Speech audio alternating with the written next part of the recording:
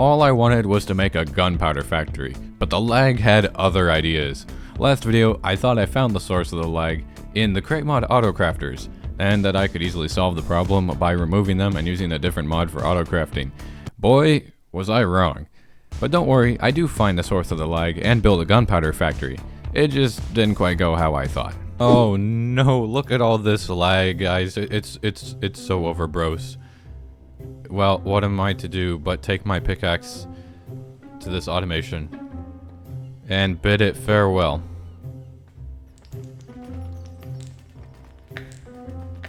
So far, I'm not noticing a big improvement, which is not a good sign. I have discovered another source of the lag problem, and this time it's kind of unfortunate.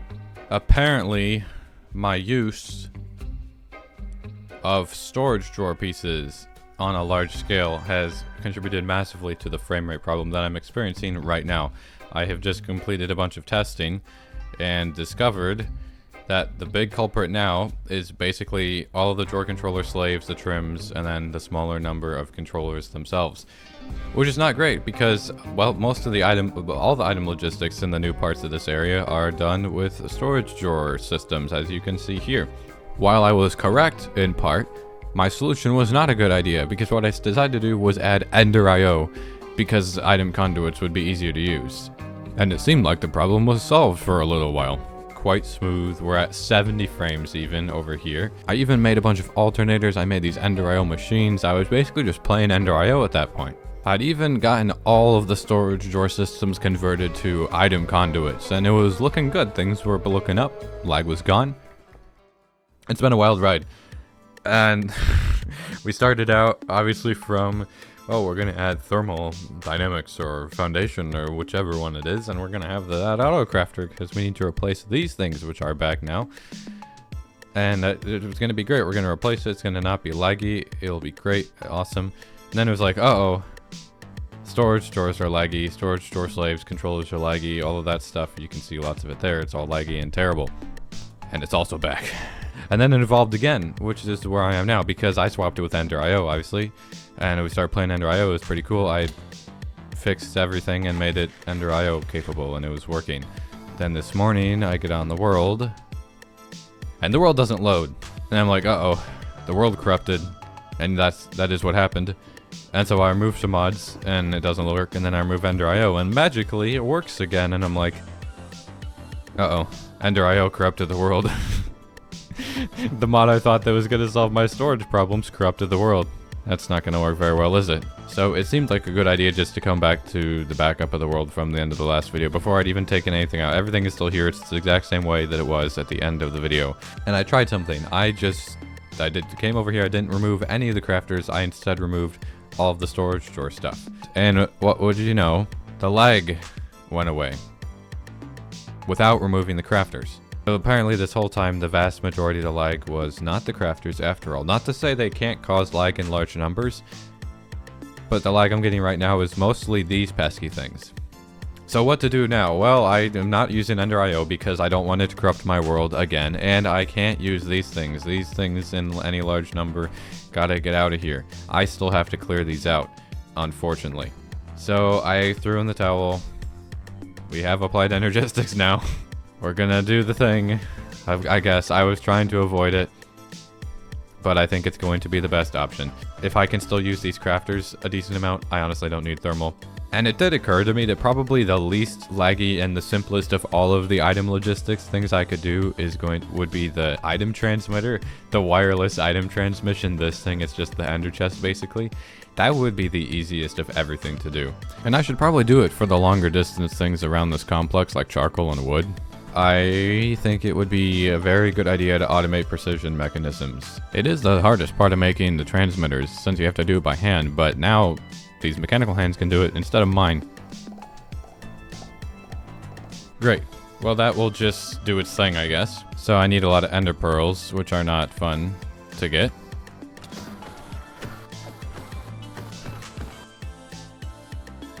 Great. All that for 10 item transmitters. Yikes. Any remaining lag is going to be 99% from the iron farm over there now, which I just turned back on, because I have cleared out all of the storage controller stuff. Gunpowder.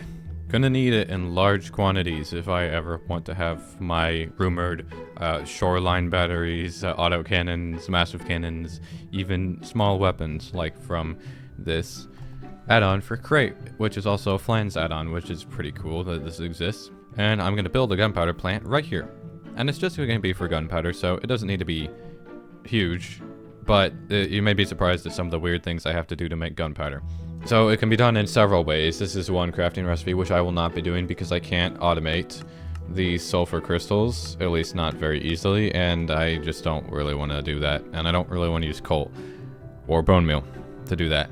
Then, of course, we have another way where you can fill with a spout. You can use cinder flour and put harming potions on it. But the last thing I want to do is make another potion brewing setup. That just feels a little bit lame. Although that was initially why I was going to bring the netherrack back, but I'll have to just use that instead for maybe making blaze cakes or something like that later. No, there is another way to make gunpowder where you use a mixer and you use nitrate dust, charcoal, and sulfur dust, a different kind of sulfur because there's multiple that haven't unified. Charcoal is way easier to get. I have charcoal already right over there. And the sulfur dust you can get from processing oil. You can put heavy oil in a distillation tower and you will get sulfur dust from it along with other things. Now, we're not setting up an oil refinery today. That'll be pretty soon. But it's not hard to get the sulfur by mining as well. You can also just find it in the nether in large quantities and then crush it. And then you need nitrate dust and you only get that by crushing dirt. So, funny thing is I need to make a dirt farm in the gunpowder farm. The gunpowder farm actually will be partially dirt farm.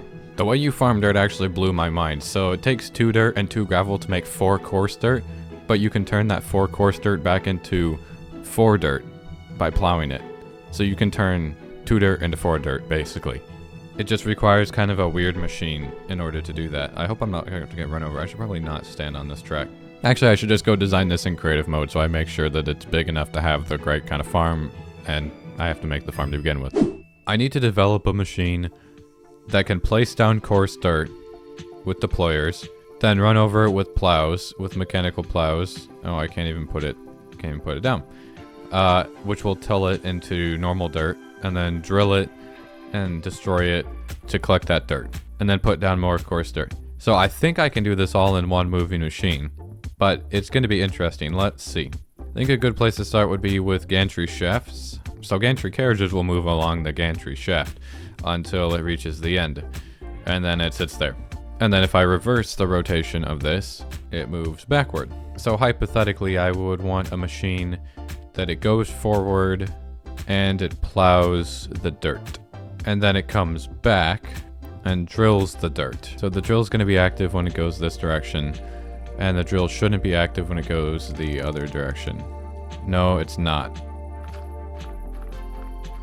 Okay, now watch this. That does not work how I thought it would, although it might still work.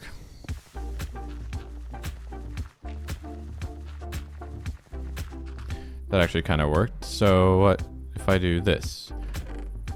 Based on the gantry shaft length, if I put 5 coarse dirt in there. Cool. Very cool. And then it comes back and it has 5 dirt in it. So that right there actually works kind of well, seemingly. It is just a matter of getting the timings correct.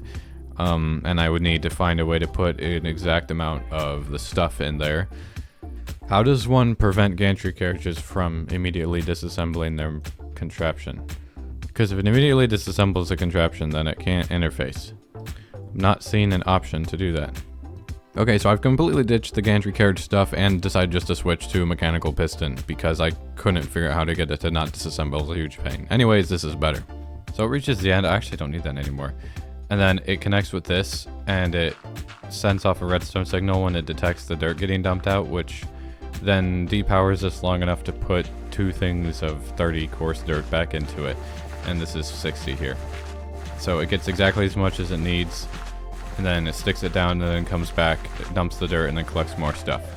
In order to not run out of coarse dirt, it has to split exactly half of the dirt that it makes and put it back into making coarse dirt to refill it each time. But now, let's go ahead and build the building. I did the thing. I built the whole compound, the whole factory, and it's about to become a schematic. Wow, I'm just annihilating my microphone. Gunpowder factory. Sure. Save and upload. Now let's take a look at this. So it will deposit gunpowder into a train from right here. Not necessarily this car, but either way, you'll use this train. You can come along in here.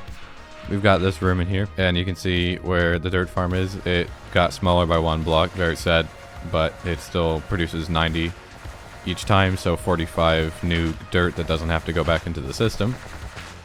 It's just doing its thing. Right, and then over here is where it will pick up sulfur and maybe charcoal. I can't decide if I want to teleport charcoal in or also deliver by train. We'll see, but I'm just going to have like ports right here. And then it needs its own power plant. Not very big because it's not going to need a lot of power, but just enough to run some crafters and some crushing wheels to make the nitrate from the dirt. So let's go over to the other world and build this thing. Gonna be funny, I get to use a gunpowder using machine to build the gunpowder factory. Ooh boy. Lag, but not as much lag as last time. 14 pages. Oh no. Good thing I already have most of the materials and chests left over from the other builds.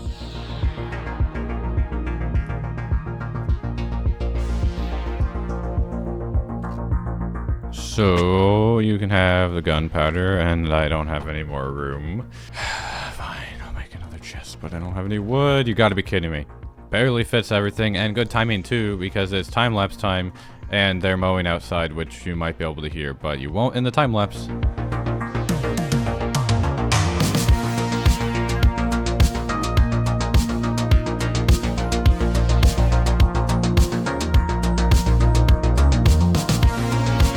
Here's the gunpowder factory. However, I made the mistake of not deforming, disassembling the machine for the schematic. So I don't actually have the machine. I have the parts for the machine, but no machine. So now I get to try to rebuild it from memory.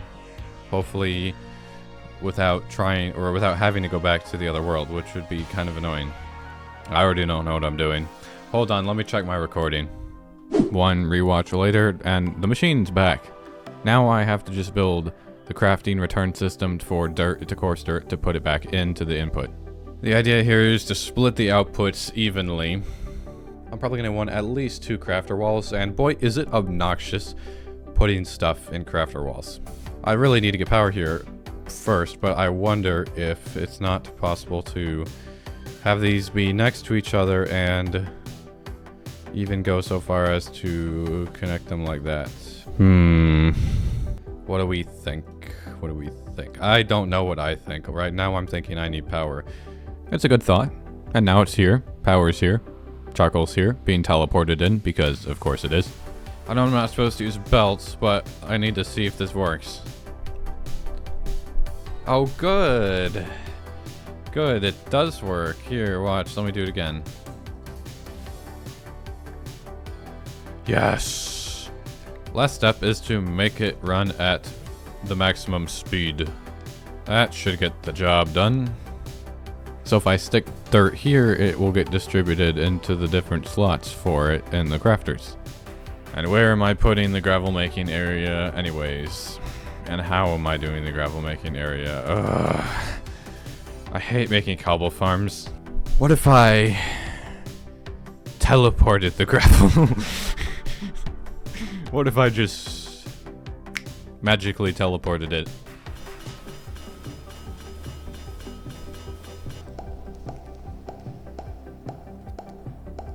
Well, here we go. Gravel away. And if you're wondering, the gravel is coming from my iron farm, which has a huge gravel maker. So now I just have to put the coarse dirt back into the input somehow.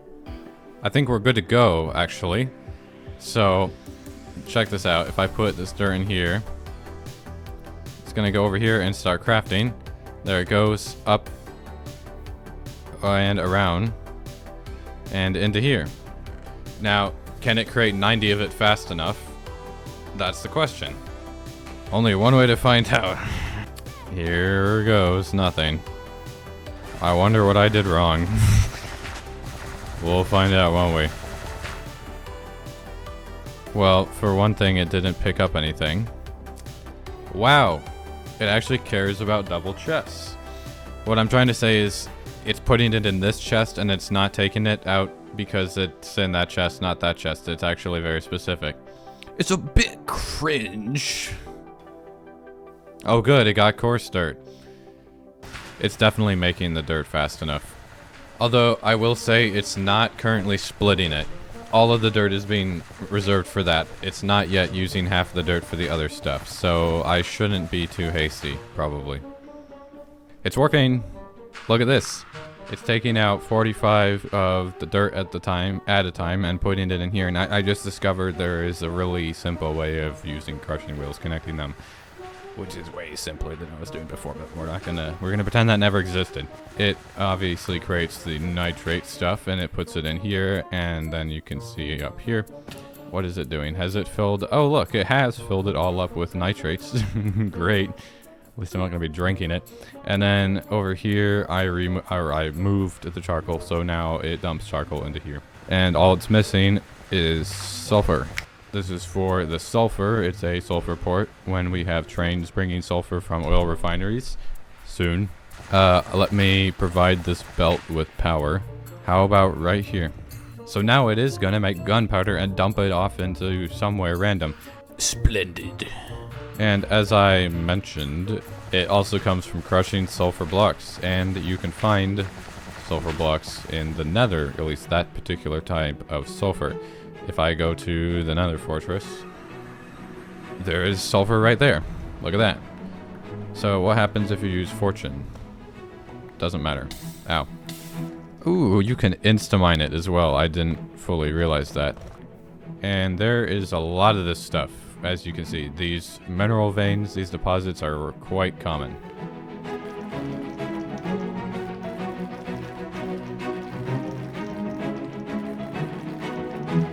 Now I'm just gonna have to use these crushing wheels and hope that it's quick. Bruh. Jeez. So, I have a ton of sulfur, so I can put it all in here.